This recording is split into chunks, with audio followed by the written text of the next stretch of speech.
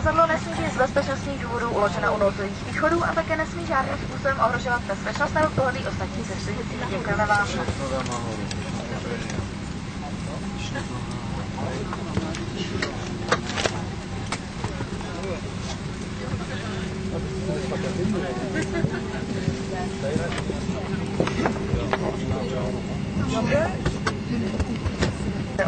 Na lince do Prahy. Náš do Prahy potrvá přibližně 4 hodiny a 10 minut. Kouření není dovoleno během celého letu, společnost Pravoservice provozuje všechny lety jako nekuřácké. Nyní prosíme o chvíli vaší pozornosti. Budeme vám promítat krátký film o bezpečnostních postupech vybavení tohoto letadla.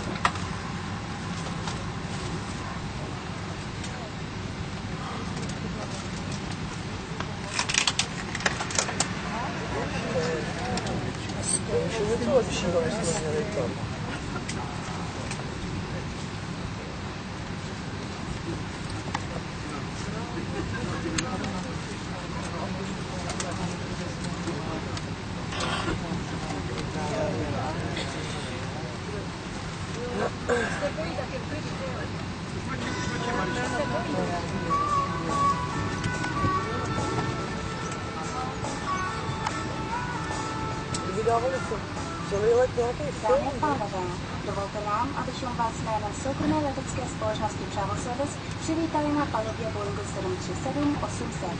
Věnujte prosím pozornost následující instruktáři nouzových a bezpečnostních postupů. Ladies and gentlemen, on behalf of Private Airlines Travel Service, we would like to welcome you on board of this boat před vámi. Uveďte opěradlo vaše sedadla a servisní stolek do svislé polohy. Ladies and gentlemen, please check that your seat is in the upright position and that your table is stowed. Vypněte prosím všechny elektronické přístroje a o možnosti jejich používání se informujte u palubního personálu. Please switch off all electronic equipment before use, check with the cabin crew. Připoutejte se prosím, nyní vám ukážeme, jak se zapíná spona a jak se odtahuje pás a takto se odpoutá. Please fasten your seat belt. We'll show you how to close the buckle and how to tighten the belt. And this is how to open it again. V případě ztráty přetlaku v kabině cestujících se nad každým sedadlem automaticky objeví kyslíkové masky. V takovém případě okamžitě přitáhněte masku k sobě a umístěte přes vaše ústa nos. Zajistěte elastickým páskem a klidně dýchejte. Dospělí nejdřív nasadí vlastní masku a potom pomohou při nasazování dětem. Should the cabin pressure drop, oxygen masks will appear automatically above all seats. Pulling the mask towards you activates the flow of oxygen. Place the mask over nose and mouth, adjust the headband and continue to breathe normally. Passengers with children must put the oxygen masks on themselves first. Only then should they assist the children. V případě nouzové evakuace se ulička letadla rozsvítí v návaznosti na umístění nouzových východů. In the event of an emergency evacuation, the cabin will be illuminated. The lights will lead you to the exits. Nyní vám ukážeme umístění a způsob otevření nouzových východů. Now we will show you the location of the emergency exit and how to open it. Dva nouzové východy jsou v přední části letadla. Two at the front of the aircraft.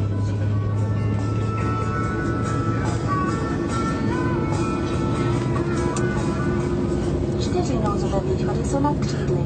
4 over the wings.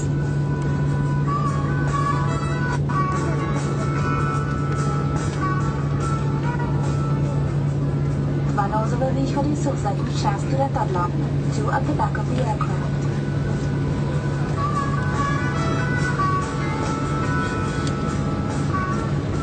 V případě nouzového přistání na vodu se zadní nouzové východy neotevírají. In case of an emergency landing on water, the back emergency exits remain closed. Vaše plovací vesta se nachází pod vaším sedadlem. Prosím, nyní nevytahujte. V případě potřeby se vesta navléká přes hlavu a volně se zamístí vpředu. Vesta se nafukuje automaticky tlknutím za červené štítky. Vestu lze dofouknout nebo odfouknout pomocí kruviček. Světlo se rozsvítí ve vodě automaticky. Upozornění. Nikdy nenafukujte vestu uvnitř letadla. The life jacket is attached to the bottom of the seat. To use it, slip your head through the opening. Fasten the straps around your back to the front.